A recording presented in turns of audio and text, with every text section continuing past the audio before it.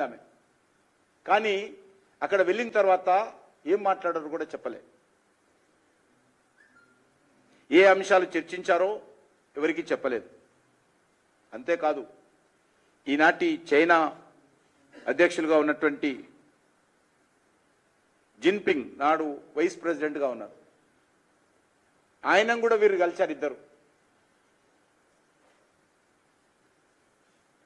కలవడమే కాదు, Congress party China communist party మధ్యలో సమాచార మార్పిడి ఒప్పందం కుదుర్చుకున్నారు. ఆ ఒప్పందంలో ఏమేమి ఉన్నాయో ఇంతవరకు ఎవరికి చెప్పలే. ఏ రకమైనటువంటి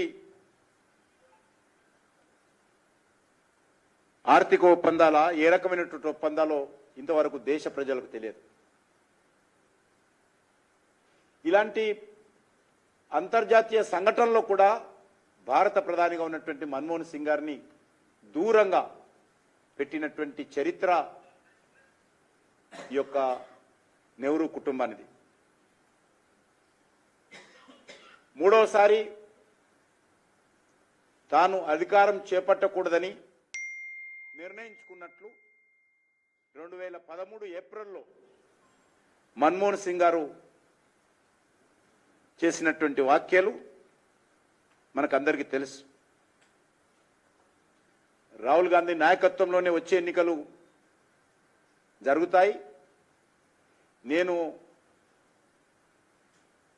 నాయకుడిగా నా నేతృత్వంలో ఎన్నికలు జరగవని మన్మోహన్ సింగ్ గారి చేత బలవంతంగా సోనియా గాంధీ గారు, రాహుల్ గాంధీ గారు ప్రకటింపచేశారు. మన్మోహన్ సింగ్ గారు తన 10 సంవత్సరాలలో సాధించినటువంటి ప్రభుత్వ ఘనతలు సోనియా గాంధీ, రాహుల్ గాంధీ అకౌంట్లో వేసుకుంటారు. ఏమైనా ఫెయిల్యూర్స్ ఉంటే అవి మన్మోహన్ సింగ్ గారు అకౌంట్లో వేశారు.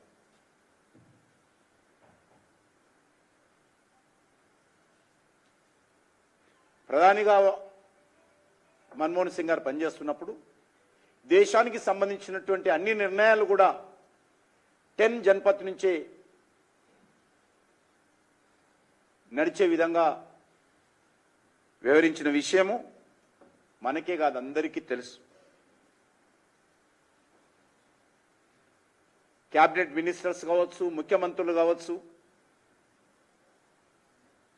సోనియా గాంధీ గారిని, రాహుల్ గాంధీ గారిని మాత్రమే కలిసేవాళ్ళు. ప్రధానమంత్రి గారిని కలవడానికి అవకాశం ఇచ్చేవారు కాదు. చివరికి ఏదైనా ముఖ్యమైనటువంటి విషయాలలో ప్రధానమంత్రి గారు కూడా సోనియా గాంధీ గారిని కలవాలంటే అపాయింట్మెంట్ కూడా ప్రధానమంత్రికి దొరికేది కాదు. ఇది నేను చెప్తున్న విషయాలు కాదు, ఇవి గతంలో జరిగినటువంటి వాస్తవాలు.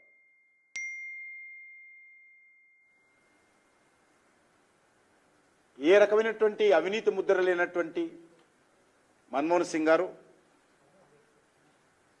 ఆయన మంచి పేరు తెచ్చుకుంటే ప్రధానిగా ఆయన ఉన్నటువంటి సమయంలోనే అనేక కుంభకోణాలు జరిగాయి. ఆ కుంభకోణాలన్నిటికీ కూడా సోనియా గాంధీ గారు, కాంగ్రెస్ పార్టీ కారణం తప్ప ఏ ఒక్కదాన్ని కూడా మన్మోహన్ సింగ్ గారు కారణం కాదని విషయం అందరికీ తెలుసు. కానీ ఆయన పైన అవినీతి మరకలు అంటించేటువంటి ప్రయత్నం చేసినటువంటి విషయాన్ని మనం చేస్తా ఉన్నాం.